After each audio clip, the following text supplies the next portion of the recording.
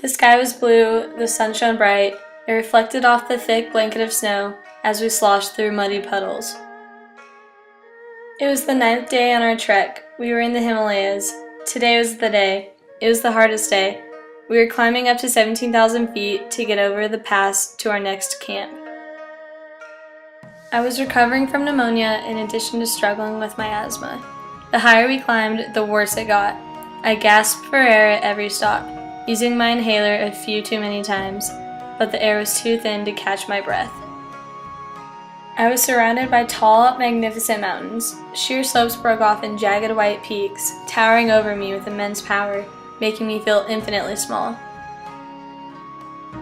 I felt extremely lucky to be here, and lucky to be alive. The freedom was revitalizing. Underneath me were layers of loose rocks. They were unstable and ready to collapse at any moment. I loved our trekking guides. They were my Nepalese friends, always so happy and cheerful. We made momos together for dinner and exchanged jokes while we walked.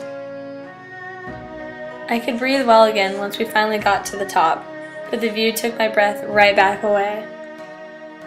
I didn't care. I was completely surrounded by the mountain's glow and my friends' smiling faces. I felt so at peace with my life. The Nepalese prayer flags whispered in the wind, as if they were trying to tell us something.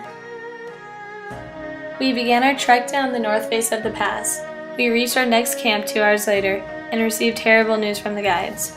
There was an earthquake, they said, not too far away from us. It was in Nepal. Magnitude 7.8, the largest in the region in over 80 years. Buildings collapsed, Kathmandu was destroyed. Thousands were injured or dead. People's lives were turned upside down. In the Himalayas, landslides buried entire villages, not too far from where I stood in that very moment. An avalanche occurred at a base camp on Mount Everest. Massive amounts of snow came crashing down the mountain, and these poor people, they vanished into thin air. I wondered, what were our guides thinking? Why didn't this happen to us? Why did this happen to these people? They didn't deserve this. We were absolutely shocked. The Nepalese were devastated. People all around the world got together to pray for their losses and to be thankful for what they have.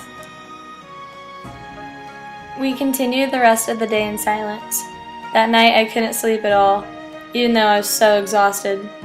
The thought still keeps me up sometimes. All I can think is, that could have been us. Me.